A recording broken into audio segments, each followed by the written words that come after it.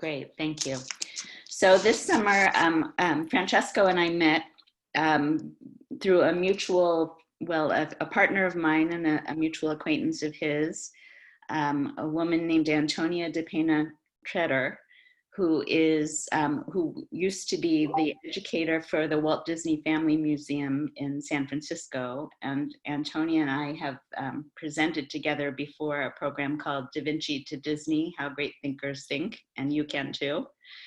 And we're kind of doing a bigger version of that presentation through our internship this summer. And we're trying to instill the growth mindset in all of our students that they too can be great thinkers and inventors and innovators.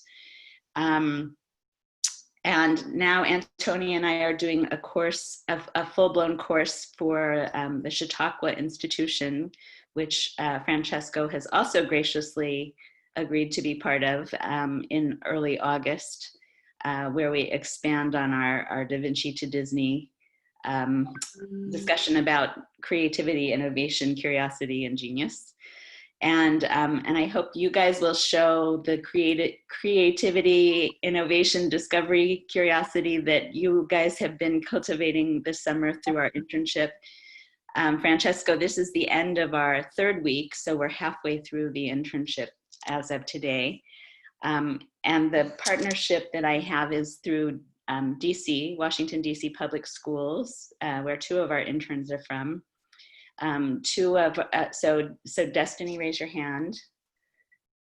And Brittany, raise your hand, please. So they're from DC Public Schools and a program called On-Ramps to Careers that is partnering to make internships across the District of Columbia possible for students with companies, Edge of Yesterday being one of many companies. Accenture, I believe, has the most of the DC Public Schools interns this summer with something like 40. And so I'm not quite of the scale of Accenture, but I feel very fortunate to be able to participate in this program and mentor young people and share with them the ways of the Edge of Yesterday, how we learn about the past to invent the future.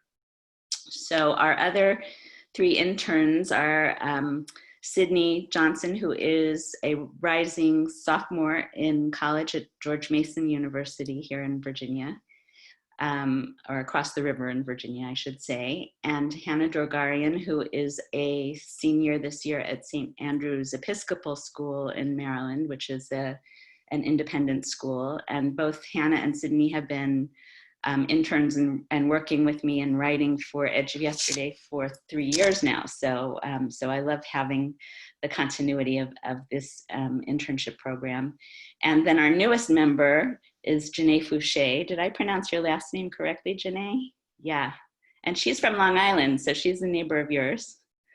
And Janae just joined us last week. I did a program with in partnership with Columbia University, Microsoft, National Geographic, and Goldman Sachs. It was in 4 cities, New York, DC, Miami, and San Francisco, all virtual.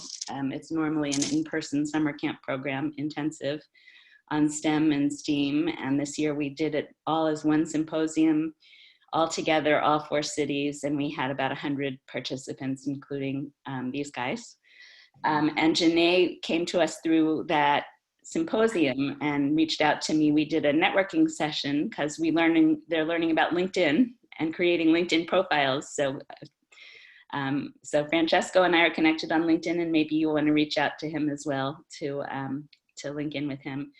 And so she has just joined us and is our new video editor. I'm very excited because she loves video editing, and that's the skill that we want to cultivate more of, more video for Edge of Yesterday.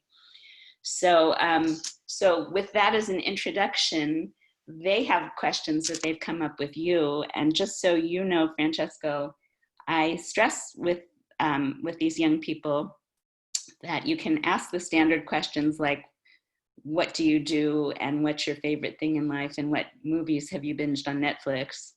But we like to stretch that idea of curiosity and discovery to ask unusual questions as well. So I hope you will entertain us as regale us with your story as the interns polish their own interview skills. So not sure how to begin unless someone wants to volunteer with a question, or if Francesco, maybe you have questions before we begin.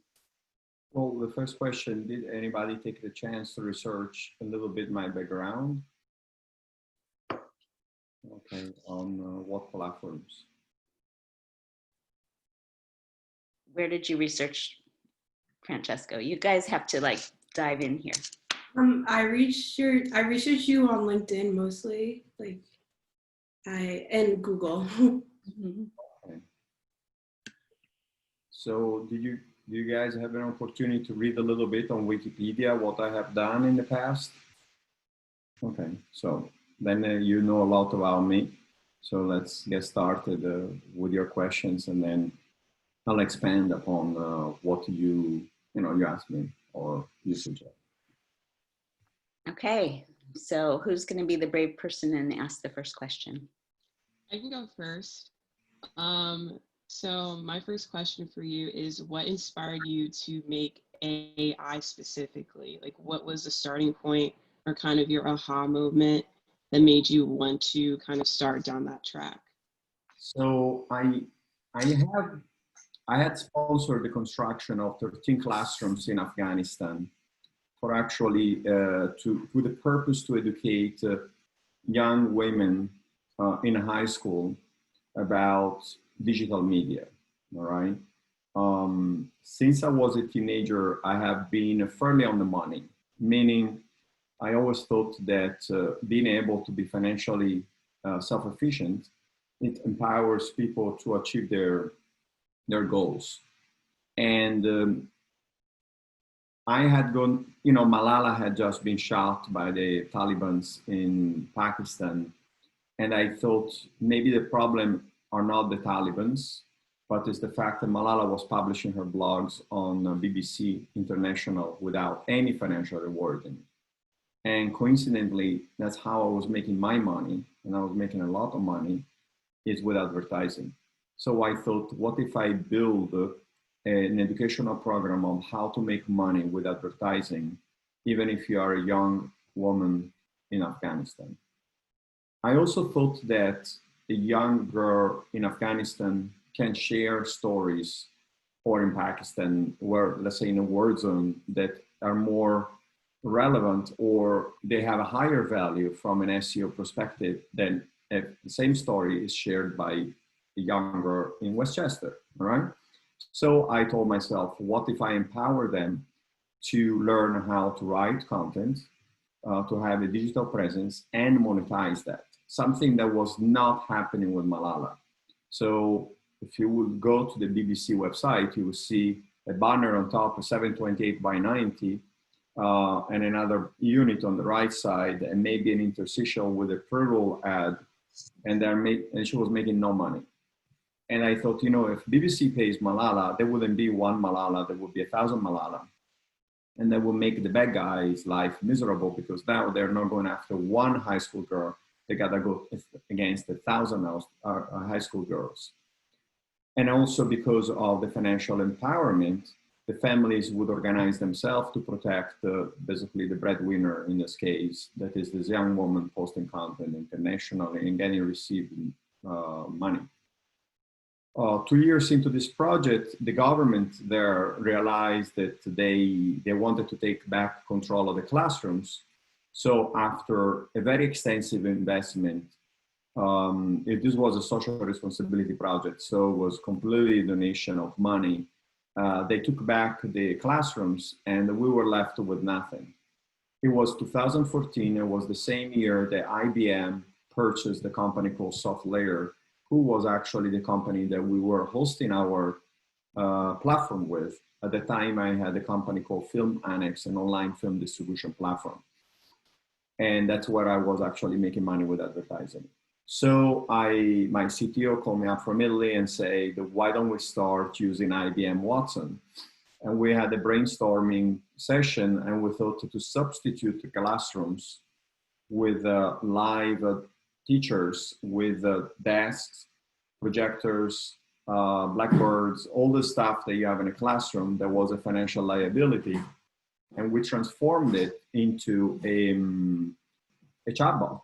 And that allowed us to basically build this new way of doing business, to do social responsibility. Then 6 months later, we thought that this would have been brilliant from a for-profit perspective. And that's when we decided to create Querlo and provide our services to corporations like HSBC, Pfizer, Royal Caribbean, you name it. So we went from a social responsibility project into a for-profit project. Okay? Did I answer your question? Yes, that was such a good answer. That was really nice to hear. So as you went along, it became more interactive with people, and it kind of like started a whole project of just like getting people to be interactive with AI software. Yeah. So when you're, let's say, I have always been an extrovert, all right? And I am kind of like, I would say a little aggressive about my perspective sometimes. So when I try to make the point, maybe it's also because I'm Italian.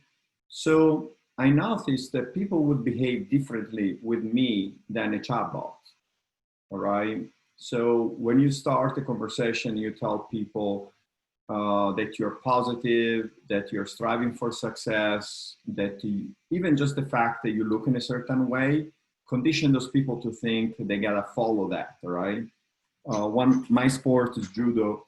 So, you know, in Judo, when we fight, we got 5 minutes to win or to lose a match. So I kind of think in the same way on my personal life. So a lot of times I realized that people around me, either they were able to face my high energy or they just went very quiet, all right? And this overwhelming difference in attitude, it meant that the loudmouths are talking, and they don't necessarily mean that they're the smartest, including myself. And then the people that will be more shy, that probably are smarter, or they can bring a lot to the table, they didn't have really enough, say, platform to express themselves. So since I established those chatbots, I allow people to interact with me on a personal level, as I have my own personal chatbot, but also on a business level, and share their thoughts, the suggestions, their doubts, their critiques in a way that they wouldn't do in person with me. So we started implementing IBM sentiment and emotion measurements. For example, on my personal chatbot, we measure 22% of sadness, 9% of anger, 10% of fear, and only like 40% or 38% of joy. Very different from what I see when people are talking to me or what I see when they are communicating on social media. So for me, this middleware that is their conversational artificial intelligence has been an incredible discovery, because I can maintain my high energy, I can maintain my Italian, moving my hands and being a little, assertive. While on the other hand, I also give a space to someone to really tell me what is going through their mind, including disagreeing with me or sharing the fact that they are going through a difficult time in their life.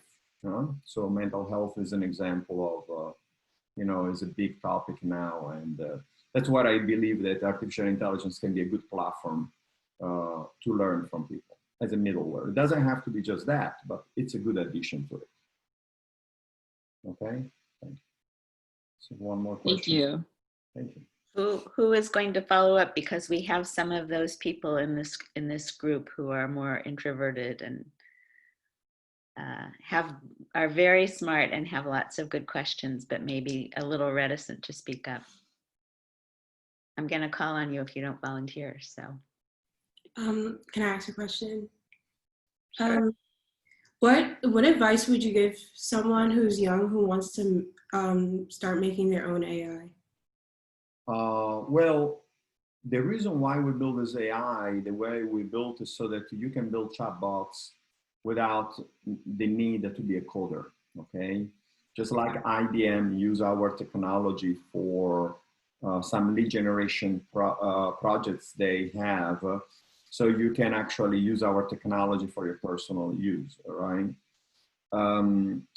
Success, based on my experience, I started, when I was a teenager, I was about 14, 15 years old. My father started taking me to fashion shows in Milan, in Paris, gave me a little bit of responsibilities about following his footsteps in the fashion industry. That was textile sales, basically. And by the age of 17, when I was in high school, I ended up becoming an importer of sales because my sport was selling. So I would travel by train to Holland, purchase the sales and sell back to the people back in Tuscany, right, where I came from. And I realized that sometimes you really have to be prone to failure, right? So everything you know is usually wrong. So you see the guy with the Ferrari, and he's going to be the one who doesn't pay his bills, right? And you see the one who's more humble, and suddenly is the person that actually you can create a relationship in the long term.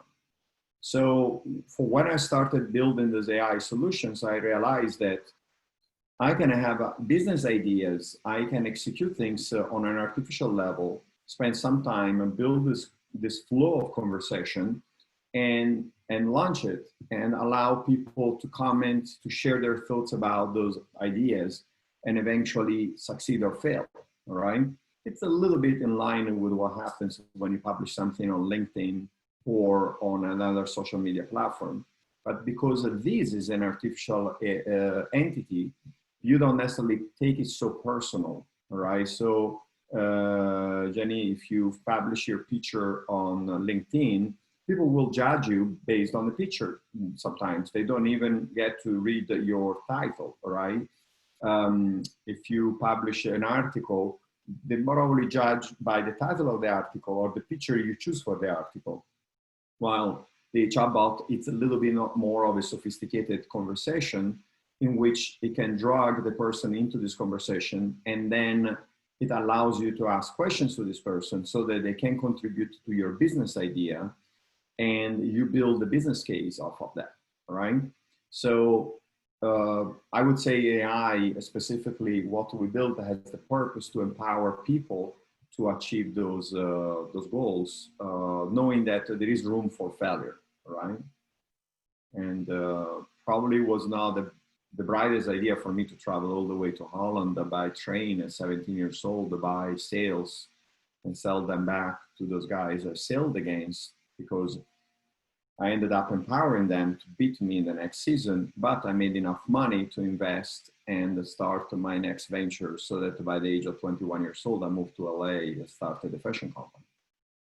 All right, so sometimes you have to give it a shot and see how that plays around in your life, right? So I'll ask a quick question. It sounds like you are a serial entrepreneur, for lack of a better way of describing it, that you like to invent companies or invent business ideas and bring them to execution and then go on to the next. Would you say that that is a fair description? Well, I actually don't like the word entrepreneur. I think it's a little pretentious. I would describe myself a little bit more like a judo person, someone who's going into a fight and is willing to win or lose within a very short time period, okay? So that's the trick. The willing to fall and get back on your feet is the trick to success in life. But you also have to be very smart about who you train with and the humbleness in which you bring to the plate your approach. One of the big disadvantages of today's world is that the young people are benchmarking themselves against outliers. So when you and I, Robin, grew up, we didn't have this social media pressure of success, all right? So I come from Italy, and nobody I knew had a Ferrari, okay? Nobody I knew lived in a villa. And I'm from Tuscany. I'm probably the luckiest man on earth because I grew up in the most beautiful region in the world, but nobody had that level. I always went sailing, but my sailing boat was like 16 feet wooden sailing boat for my father and I that cost maybe a couple of $1,000s, right? So it was a different situation. I always went to the beach, to the seaside, but in a small little apartment, and I shared my bedroom with my grandmother. So it's very different than when you grow up and you have this benchmark with these examples of extreme success, specifically in the technology industry. So being an entrepreneur, it's tough because you compare yourself to people like, the founders of companies like Microsoft, Facebook. You can't do that. You have to look at the other perspective of who you are and how fast you're willing to learn and move forward and select the people that are next to you, right? So I'm always careful to use the word entrepreneur. Let's say I see things, I pursue them, and then I learn from my mistakes. Interesting. So you are an opportunist. Yeah, or I don't know how to define that, but I try to learn from people. I also don't, how can I say, I'm very curious, and within 30 seconds, I want to figure out a way to collaborate with someone or to get under their skin or within their business and see if I can bring any value. That's why I did this thing with Afghanistan. I didn't do it because I thought, wow, I'm going to make money, or wow, I'm going to look great doing this. I really thought, well, if those girls are 14, 15, 16 years old and they have all those challenges, because I did very well when I was at that age, so why not to empower them to do even better than me so that I can learn from them? And their resilience, their inspiration drove me back in 2013, 14 to start paying them in Bitcoin. So what I started in Afghanistan was in 2011. By 2013, I started paying them with Bitcoin transfers. And that's why in 2015, I made the first page of a book called The Age of Cryptocurrency, that was written by two Wall Street journalists about cryptocurrencies. So somehow, because of me diving into this craziness that education in Afghanistan, in a very conservative society, it transformed me into a thought leader in the cryptocurrency industry, making me also a lot of money because Bitcoin went through the roof. All right, I wouldn't have done it unless I was totally like, let's go for it. How can I transfer money to someone who doesn't have a bank account in Afghanistan? Mm-hmm. Someone told me, well, look into cryptocurrencies. Yeah. Next thing happened, what's his name? Mark, his last name. He's an investment banker from California, and he wrote this article on the New York Times about Bitcoin Matters. And I read the article, and I was playing tennis with this friend of mine, Brian, and I say, well, you went to Stanford University? And he's like, yeah. Did you do, I don't remember his last name, it'll come up to me, Mark. And he said, yeah, I know, he was one of the smartest people I ever listened to. He invented Netscape. And I said, all right, so I didn't go to Stanford University. So if I do what Mark tells me to do, I save myself 2 years of MBA, right? So I basically, what I did, I started using Bitcoin for Afghanistan for my own investments. Interesting, interesting. Okay, who has a question to follow up on that? I think I'm tuning in. See, I'm an empath in certain ways. I like to tune into how people do what they do, and everyone is so different, but that's how I learn, is by tuning into sort of the energy and what I get, little snippets or clues from what you share with us. So thank you, Francesco. So who's going next? The person is Mark Andreessen. Oh, Mark Andreessen, yeah. And there's a good article, it's called Why Bitcoin Matter. I think it published end of 2013, the beginning of 2014 on the New York Times. That's another one more thing about the article. One reason why I like the article, because the picture on the article was his face. And I said to myself, he writes an article this long, he puts his face on top, and he has this huge reputation. this guy has a lot to lose if he's talking, you know, the wrong stuff. And then I did what he suggested, and then that was very successful. Anyway, next question, who's coming? I actually have another question. So going back to what you said about judo, how has judo changed your life physically and mentally?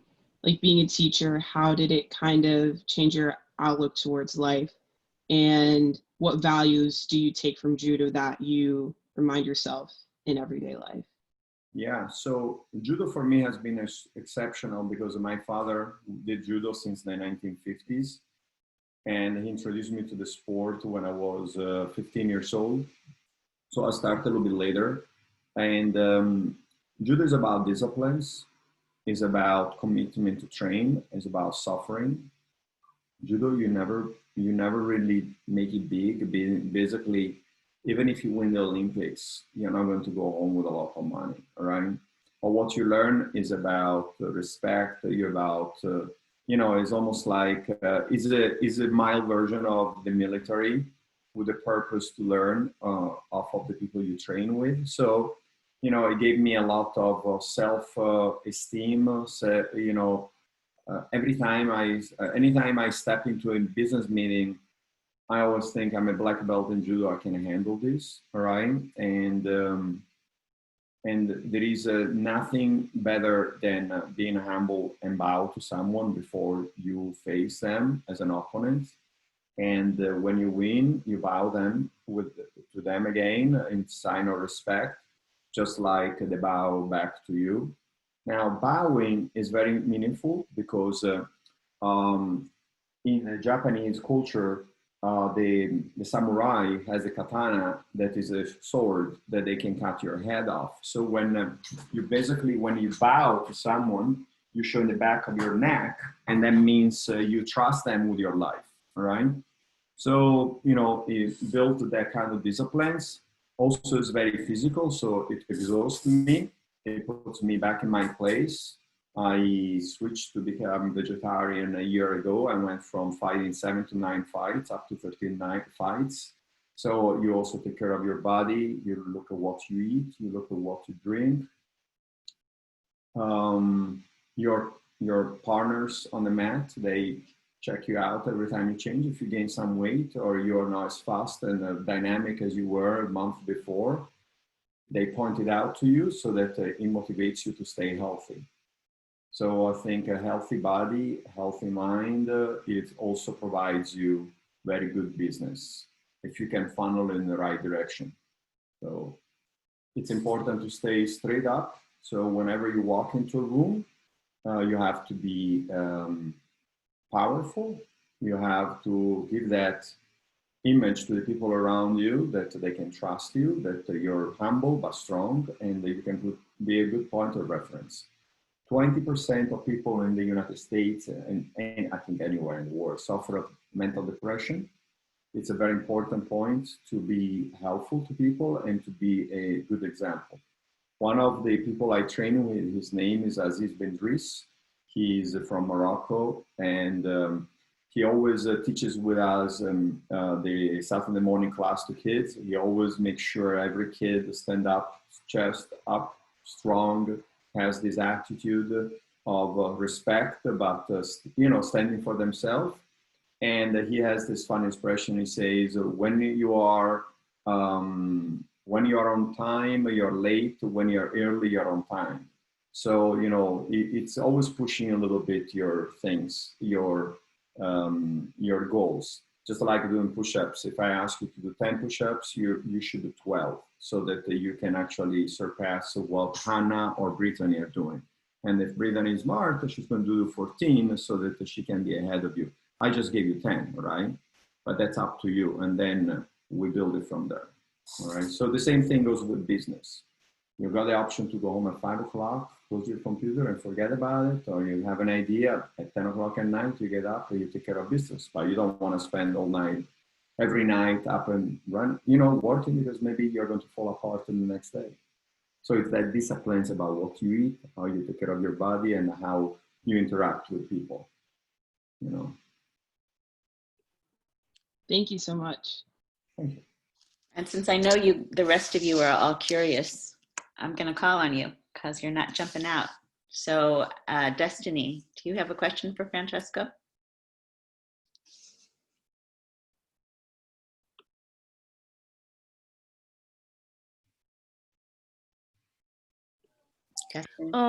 Have you always intended on making AI? If not, what did you originally intend to do? I don't think too much ahead. I kind of like, I have three technologies that I have been working with since 2005. Let me say this, back in 2000, I decided to put an apartment for rent. An ambassador from the UN showed up at my door asking to rent this apartment. We had a very pleasant conversation, very charming guy. When I saw that he was a diplomat, I opted not to rent him this apartment. He was very surprised. And I say, well, you know, you have diplomatic immunity. I'm not going to do business with you. That's one of my rules, you know. And he said, well, let me prove you that I'm a good guy. And he introduced me to two famous people. One is Bono from the U2, and one is John Malkovich, who's an actor, an American actor. So with both, we discussed how we could collaborate in the fashion industry. That was 2000. And with John Malkovich, we started a fashion company right after 9/11 that lasted for 4 years. This company never took off. You know, we had very nice designs, but they were a little bit too eclectic, flamboyant, and expensive. So we ended up back in end of 2004 having a breakfast in Milan, and over breakfast, John received a phone call from someone in LA, and he got really pissed off. So after the call, I say, what's going on? And he's like, oh, this guy is trying to screw me on the distribution of this movie. And I knew he had produced a very interesting movie. I think it was Juno or something similar. I don't remember now the exact title. And I asked him, John, but who makes all the money in your business, you know, in the film industry? He said, the distributors, not the producers. You know, for years, I thought the producers make the money because I always thought the producer is the guy who writes the check, so he's probably making the money. Instead, it's the distributors. So right after that conversation, I called up literally my cousin back in Tuscany and I say, hey, I want to start an online film distribution platform. So April, May 2005, we started a company called Film Annex. And if you look up when YouTube started, it was exactly the same time. So YouTube and us had the same business goals, but we were focused on independent films, specifically shorts. So YouTube took the route of user-generated content. We took the route of more professional content who goes to the film festivals, but doesn't really make it with a theatrical distribution. And that's how I ended up in the technology business. Throughout the next years, this company became very successful. And my team of technologists became 3 people. That is Lorenzo, Francesco, same name myself, and Maurizio. And with those 3 guys, we built technology over technology, patents, and blah, blah, blah. And that's when I was explaining before, I think to Sydney, how I got inspired to start the chatbots was a suggestion of Francesco telling myself and the other Francesco that we had just started working with IBM Watson. And because I'm thrifty, I say to myself, well, if I can make money with advertising, I guess I can do something good also with artificial intelligence. And why don't we start experimenting artificial intelligence in the space of social responsibility to educate those young women back in Afghanistan? So I didn't really think strategically too much ahead. It was just like within a conversation, we decided let's get into that. And then we started seeing that the potential is huge and there is many different ways of interpreting that. Now, let me explain one thing about AI. It's two letters, A as artificial, that to a certain extent is automation, is in a certain extent is making things move themselves without the contribution of a human, let's say. On the other side is intelligence, and which is what all of us strive to have, but it's very, very, very hard to apply intelligence to machines, or at least to systems that are supposed to repeat the same thing over and over and over. So, you know, it became like just like water. You always need water one way or the other, either to survive or set a fire, you know, set out a fire, but you need water either way. So intelligence is kind of like the product. So, you know, we started for one use case, and then it became basically anybody needs artificial intelligence on a personal or on a business level. So I didn't really have a plan. I just ended up finding myself into this intelligence business. Okay. Yeah, I think one of the things that we talk about, and that was part of the Columbia Girls in STEM Symposium, was that everyone at the age that these interns are kind of thinks, if I only get to 30, then I will achieve all my goals and I'll be safe. Mm-hmm. And I like to stress, and this is part of our Da Vinci to Disney course too, that life is not a straight diagonal lineup. It's all over the place. And so to me, the idea of being observant and being curious, but also seeing opportunity and being resilient and being brave enough to take those opportunities is really part of the process of human development. Yes, yes. I have a question. You must be like really busy with all this stuff going on. How do you manage your time? Like, why? The toughest part for me is to manage my time. I have a tendency to get emotional about things, so to do things that I really fall in love with, and which is a mistake sometimes, but it's also the fuel that keeps me running forward, right? So I'm not doing judo because I want to be in shape. I'm doing it because I passionately enjoy wrestling with other people my size, right, or bigger. And you say, oh, it's so childish. I know, but if you don't have that kind of motivation, if you don't enjoy what you do, then you don't do it, or you literally fall apart, right? So that's a little bit my fault, but it's also my quality is to do things I'm passionate for. So I don't really have a time schedule, right? So sometimes I find myself working on the weekend, but in the meantime, I can be jumping on a sailing boat for a sailing race on a Wednesday afternoon when everybody else is out there having a drink, right? So it's just a matter of how you look at it. I like to tell my friends I can sell a chatbot to anybody walking on the street just because I'm passionate about it. But sometimes I also have to mind about my time, where I should funnel my, my focus and spend time so that actually I can, I can make some profits at the end of the year. So it's a learning curve, right? That you have. Sometimes you go just by your heart, sometimes you go by your brain, sometimes it's good to be in the middle. One of probably the toughest part for me is to not think. So because I think a lot, I need to play sports competitively so that when I'm playing tennis, when I don't play tennis very well, but I still play, when I do sailing and when I do wrestle, then I don't think, I'm just focusing on my instincts, and that allows me to shut down my brain. When I go to sleep, I still think. So that sometimes is a problem. So we still have Brittany and Hannah. They have to come up with a question. This one first. Go, Hannah. What would you say were some of the biggest obstacles in making your AI, and how did you overcome them? The obstacle is the will to learn. Now, the concept of intelligence, most people believe intelligence is the person who knows a lot, okay?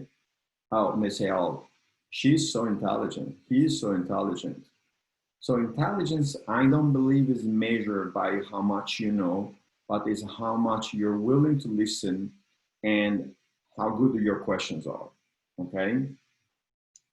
So the better the questions, the more intense the questions, the more capacity you have to act upon the answers, the higher your intelligence is from a machine and from a human perspective. That's my thinking, right?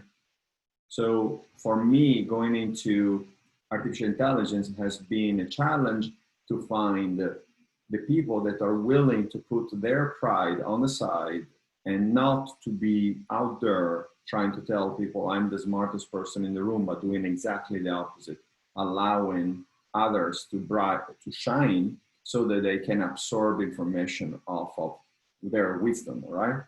So the way you build artificial intelligence should be in the sense of learning. That's why the better artificial intelligence is not deterministic, but is a machine learning process, all right? So let's say I ask you, what's your favorite gelato? Chocolate, pistachio, vanilla. And let's say you say pistachio. That's deterministic. It's easy, all right? I didn't give you an opportunity to express anything else beside those three. Instead, if I ask you, what's your favorite gelato? And you can write whatever you want. What if you write flavor I never heard of, all right? So at this point, the machine learning kicks in, and I have to decide from an administration perspective if I want to add, first of all, if I want to learn what that flavor is, like when I grew up, there was no mango, for example. Then I learned that people really like mango, so I should start making gelato with mango, and I learned, and I changed my company policy, right?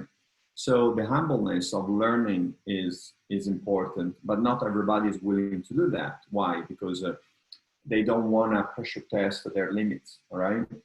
So there are two types of people that work for themselves or for small companies, and people that strive to work for very large corporations. Corporation means corp, it means body, all right? So you gotta decide how much you wanna be a finger, an elbow, an ear within an organization, or if you wanna be kind of like part of the entire body in its entirety.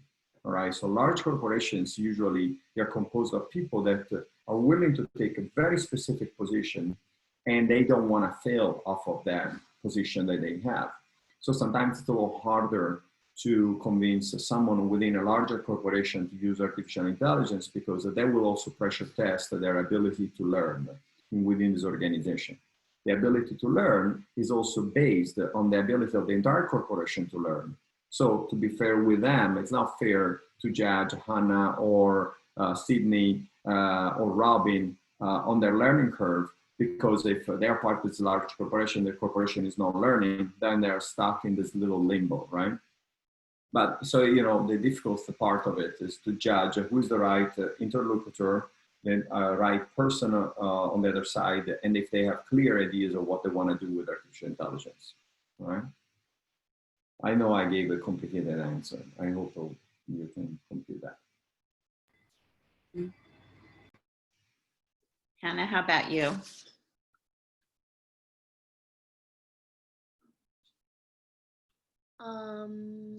My question is, I guess, like, what did you study, or what experiences, like, did you have, like, growing up that kind of, like, prepared you for your future, I guess?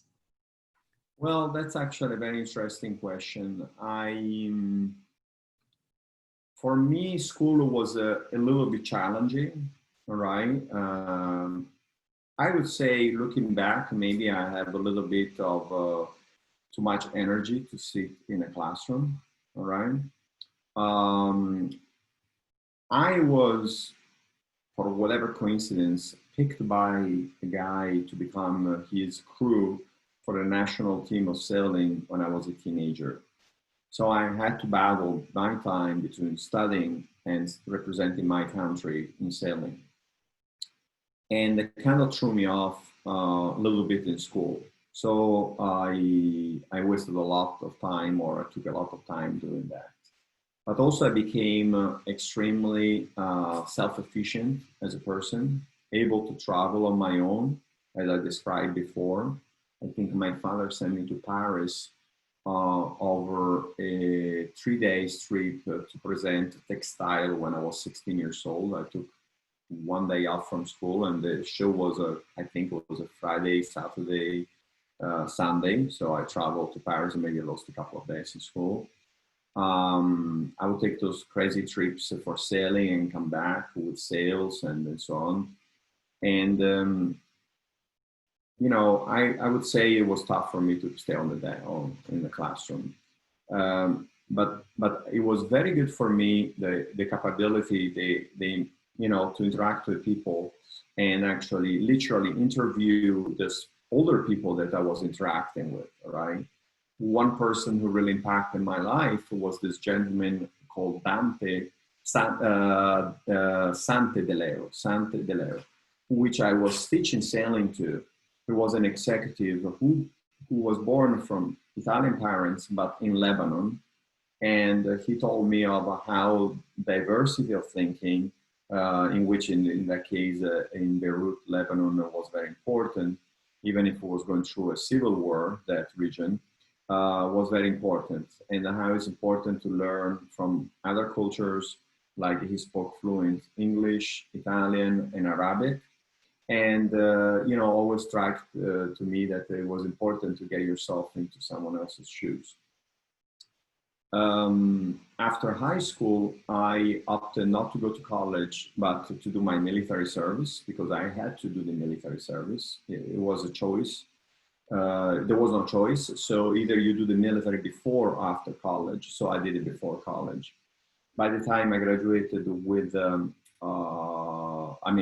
I finished my military, I had run into this conference about the Pacific Rim. It was a conference in Florence where it described the importance of opening offices in LA, Australia, or Japan. This was the late 1980s. And I literally crossed the street. I went to the Chamber of Commerce of Florence, and I asked for the person in charge of investments for opening companies overseas, specifically in LA. And this gentleman came out. His name is Giancarlo, a lawyer, tall guy, and they say to me, "Today is your lucky day." I was 19 years old, or almost 20, and he presented me a big thing of papers, and he said, "This is a new law from the European community.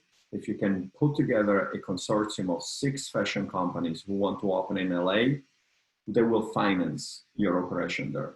I took it, I went back, took me about 6 months, and I built this consortium off of the relationships I have made back when I was in high school with my father going to those shows.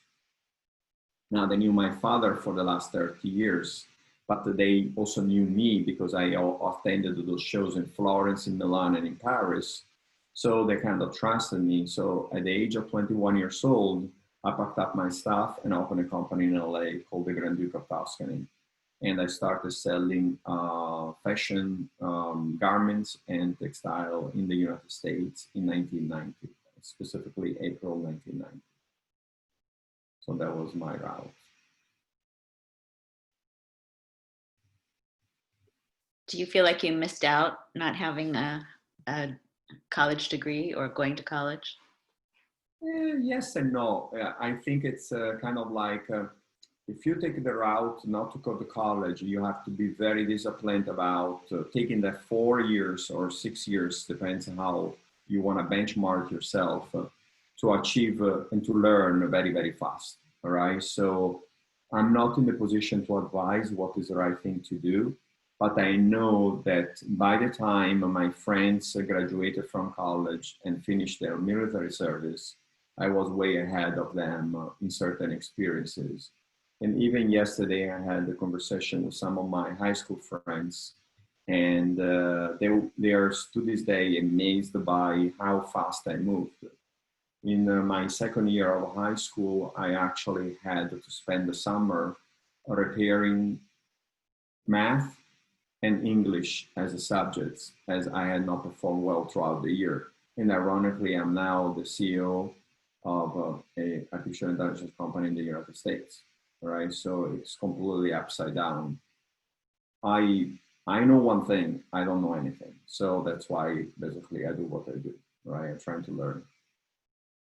Now, based on our conversation here, I think that Sydney is definitely, Sydney and Jenny, they are a little bit more extroverted, or at least talkative. The other three, you guys are a little bit afraid. But, I always like to say this, like, if you are afraid, you are a little selfish, because what you have to do, you have to put yourself out there a little bit, and sometimes accept to ask the wrong thing or to make a little bit of a mistake, because if you can do that, then you're going to bring a lot more value to everybody around yourself, right? So it's the commitment that you have to give yourself as a team to say, all right, I'm going to have something that probably doesn't make any sense, or I can just, bother this person a little bit more and see how this develops, right? Some of my best customers, they didn't give me business because I was the smartest person in the room, or I gave them the best technology. It was simply based on perseverance. It was simply based on the fact that I would call them once a month and check up on them on what's going on. And the reason why they give me business is because they like to have a coffee with me sometimes, and it had nothing to do with my prices, with my services. And this goes back to when I was selling clothing, or when I was selling, whatever, advertising platforms, or now I'm selling artificial intelligence. It's about your personality. It's not about the logo. It's not about the company. It's about yourself. That's my thoughts. You hear that, you guys? I know they're taking this in, Francesco. I can see the wheels turning. So, so what other questions do you have? I don't want to keep Francesco too long because he's been very gracious with his time, but I want to make sure you guys have the chance to ask things you're curious about. What can I ask? I'm curious about, like, when you were younger, did you think this would be your path in life, or did you think like you would do something completely different than what you're doing now? When I was a kid, I thought I was going to become an archaeologist, right? And my father, about a couple of years ago, one day he was driving the car from our apartment in the seaside back to Florence, and he said to me, I always knew you're all different from everybody else. And I said, what do you mean? So yeah, because the way you communicate with people, you have a tendency to drag people into a conversation, and then also to dig down, dig deeper into their thoughts and their fears, and also to learn off of them. And, it's, for me, it's more a modus operandi, is a way of doing business. It's, for me, is to say, all right, how much am I going to get out of talking to this person? If I can ask 5 questions, like one question I would like to ask you, and you don't have to answer now, but you should email me about that, are 2 things in which I've been interviewing people. One is, what do you think is going to be the post-COVID, all right? And what is the role of artificial intelligence in the post-COVID era, all right? So for me, spending this hour with you is also an opportunity for you not to look good to me, but to contribute back to me with your time, to give me fantastic ideas so that we can actually build something going forward, or at least I can build it and make a lot of money, or vice versa, you build it. But the idea is always like communicate. I want to close this conversation saying I have those 2 questions, and it would be fantastic if you can get back to me on an email. What do you think lies ahead for us in the post-COVID era? And where do you think is the role of artificial intelligence in this new world? Right? I've been interviewing people. You can go on my LinkedIn. There's a bunch of videos interviewing executives about those very specific questions. And I can tell you that your perspective will be much more valuable than someone in his or her 50s or 60s, because we're already old news while you're the future, if you want to be. Thank you so much. I do have the answer, or the question to follow up on your questions, because I never have answers either. I just have more questions.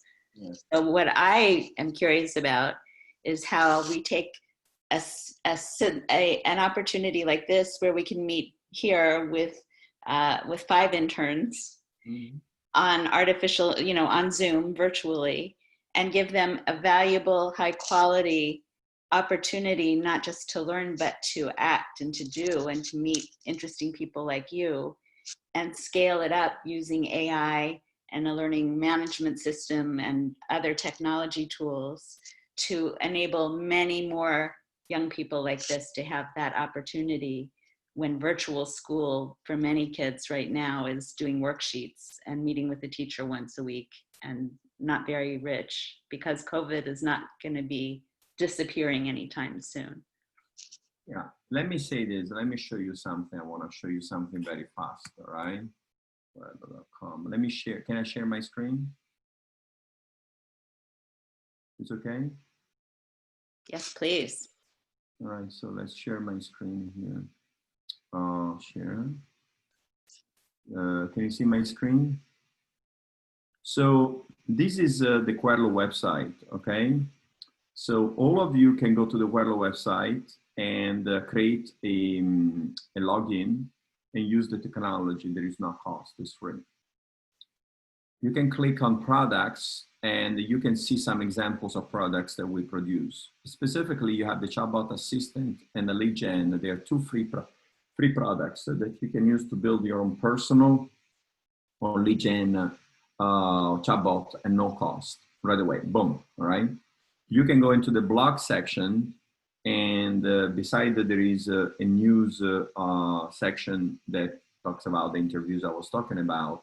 There is also a documentation section that allows you to create your own chatbots, okay, with your account.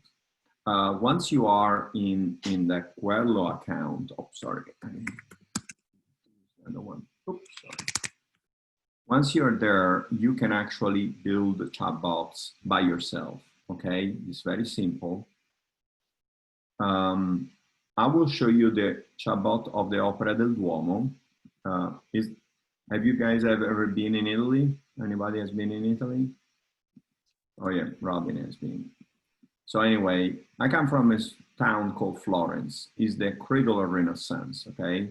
And we built this chatbot for the Opera del Duomo, that is the main cathedral and historical complex in the city of Florence, in the center of Florence, all right? Florence is known for the Renaissance, okay? So all you see here is deterministic. So there is a question, there is an answer, you choose the route. There is another question, there is 1, 2, 3, 4 answers, you choose the route.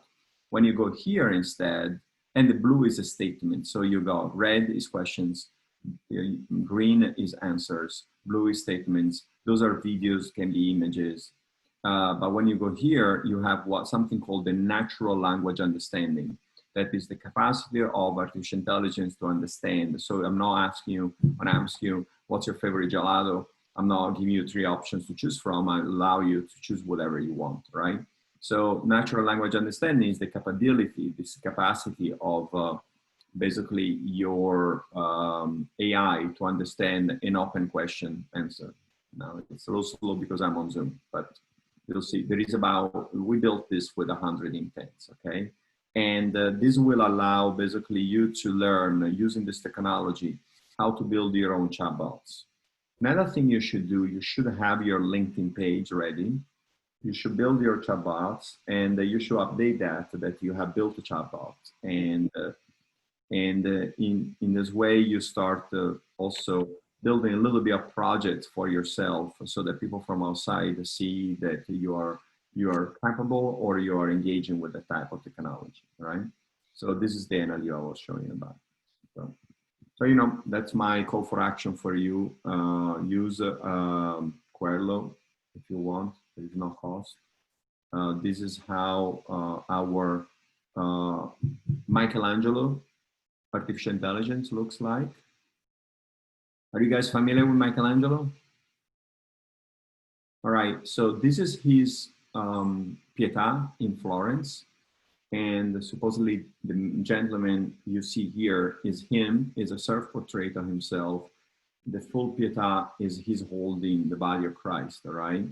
And the reason why we built this in a very simple way, we're telling you in the first person, I am Michelangelo, the famous Renaissance artists. Here's myself portrayed in the Pietà that are carved in my old age, today in the Museo dell'Opera del Duomo, Florence.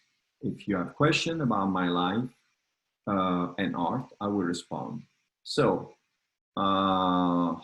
Brittany, what's one question for Michelangelo?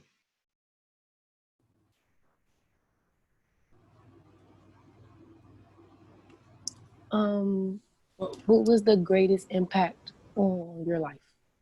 What the greatest art or Impact. What was the greatest impact on your life? impact? All right, impact.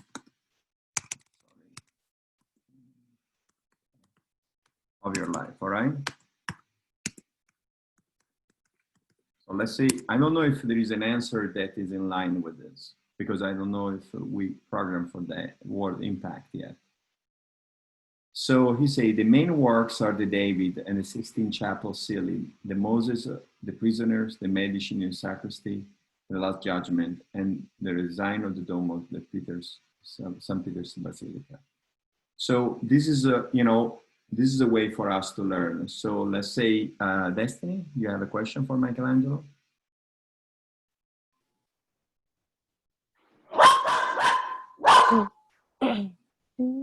Yes. What's your question? What did he think about Leonardo da Vinci? What? Oh, sorry.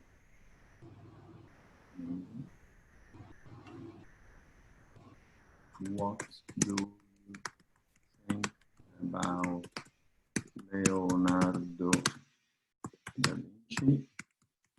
Good question. Let's see.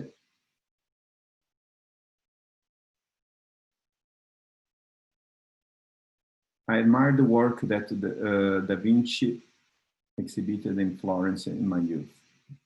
And it is. Okay. Jenny, question for Michelangelo?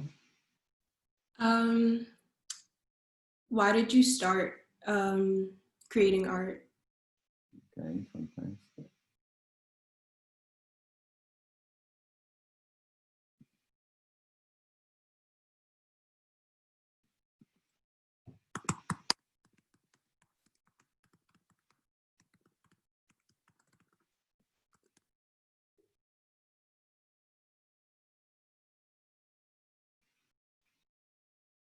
So finally, we found a question that it can't be answered.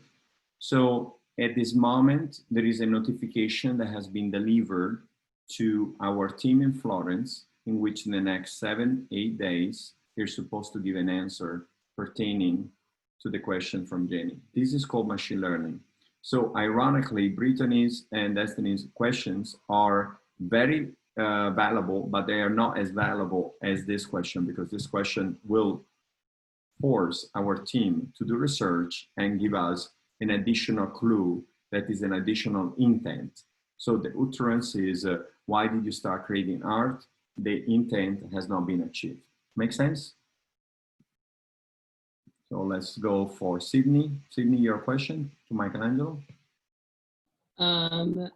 How did your art demonstrate the Renaissance or the beauty of the Renaissance? How did your art demonstrate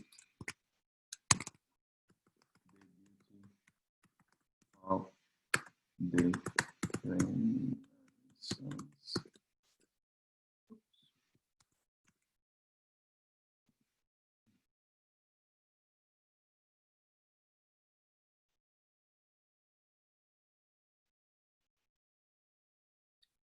So this is not exactly what you're asking. So we can click here, not really. And then we can say info was told. What do you think, Sydney? Was it partially inaccurate? Was totally inaccurate? Or I did not find what I was searching for? It was partially inaccurate. Yeah, partially. Like, so let's say what shall I mention to those guys? They will get this notification. Maybe I want further details about relationship with beauty.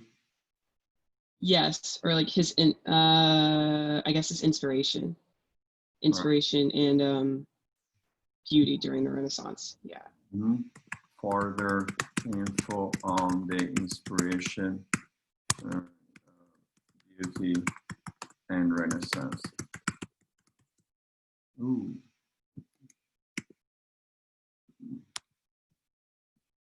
All right, here. And then we have Hannah, your question.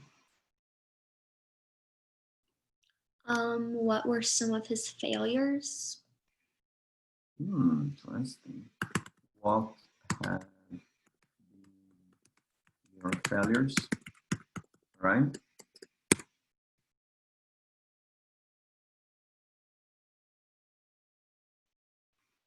So the second question, we still have to train. All right, so thank you for this. So I would say no. So as you see, the artificial intelligence is able to answer some questions. Other questions tells you straight out, I don't have an answer, I'm training.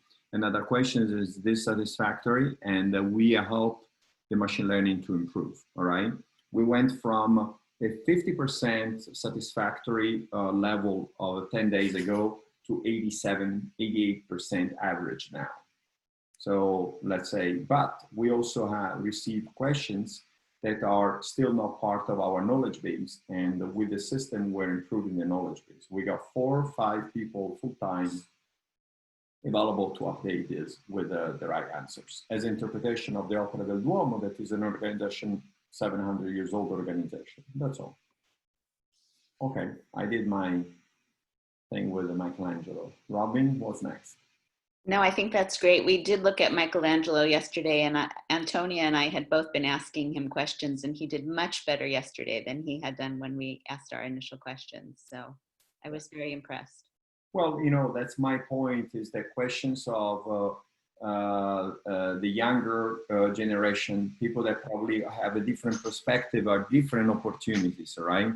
What have been your failures is probably a question you didn't answer. So that's where, you know, our brains have to move around, you know, and achieve that goal. So I really like this process. You know, that's what I do also on a personal level with my own personal chatbot. Okay. Yeah.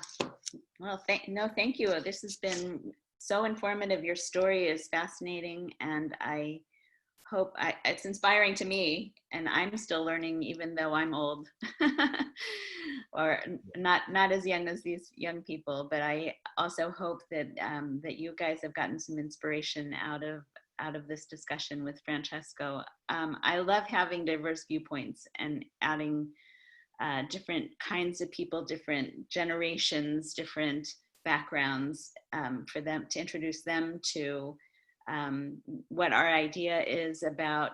I think your question is so perfect, Francesco, about what does post-COVID, the world in post-COVID look like? Because these are the young people who will be grappling with that question the most, and we're here to serve them, is how I feel about it.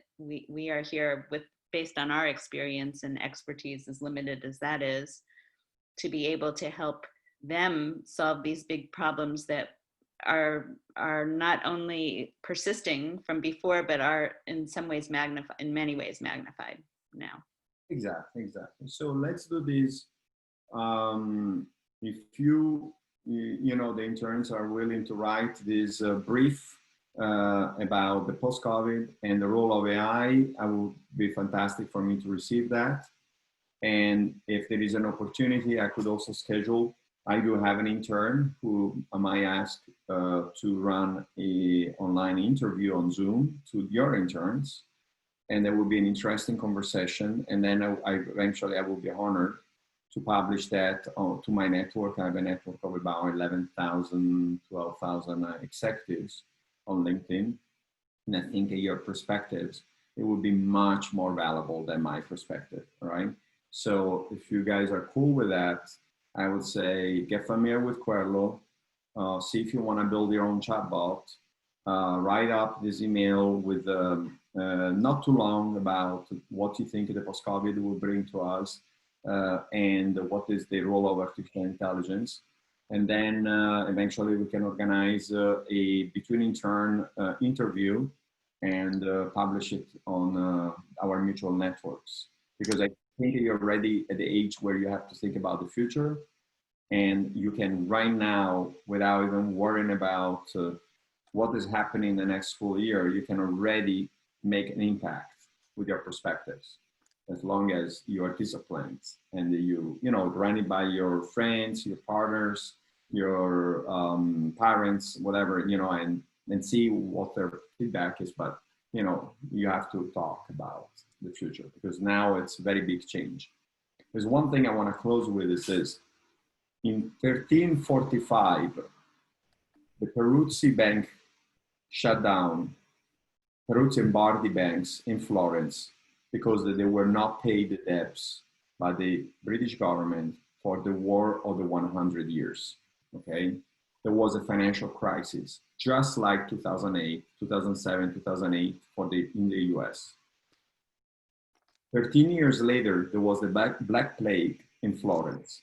1358, 1/3 of the European population was wiped out by the Black Plague in Europe, and 50% of the population in Florence diminished in the next 5 years. And now in 2007, 2008, we had the same financial meltdown. 12, 13 years later, 2020, we have now a similar situation with this pandemic, right? But in 1372, I think, is when Giovanni Bicci de' Medici, the person who started basically the Medici family, launched, the banking system of the Medici family, that it became the leading bank of Europe. And they became leading bank because they invented the double ledger system, that is an accounting system that allowed them to keep track of the church money throughout Europe without transporting money, just as a double ledger.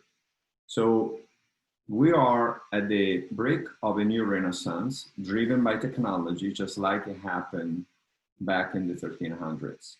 So I'll give you some thoughts to this, because if you research, there is this very interesting parallel with this 12, 13 years apart crisis with this new renaissance empowered by technology. So if you can embrace artificial intelligence, I think that you're going to be ahead of the curve.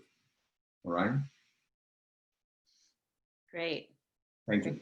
Thank you, guys. Thank you so much, Francesco. You and I are going to be in touch going forward on all of this. I have one question that you didn't answer when I messaged you on LinkedIn. So this is my new book, The Final Proof, the third book in the Leonardo da Vinci series for Edge of Yesterday. And I have some Italian phrases in there that I need someone to fact check for me. Okay, sure. Send me. Okay, I'll send you. I'll transcribe them and send them to you. That would be so great. So great. Okay. Thanks, everybody. For you guys, I'm going to see you on Monday at our usual on Google Meet at 9:30. We'll go back to that. And I'm going to put our schedule for next week up in Slack, so you have that. And Francesco, I think you gave them a great assignment, a great challenge. It builds on something that they're already doing, which is called, it's an essay and video project called GenZ Takes on the World. It's their capstone project for the summer. And so they're working on it already, and they'll be working on it through the summer. I think this is a nice new dimension to add to it, and that we can share it with you and participate together. That I think it's fantastic. So thank you for that opportunity. Thank you. Thank you for the opportunity as well. I'm looking forward to learning from them. Thank you. All right. Bye-bye. Ciao. Ciao. Thank you.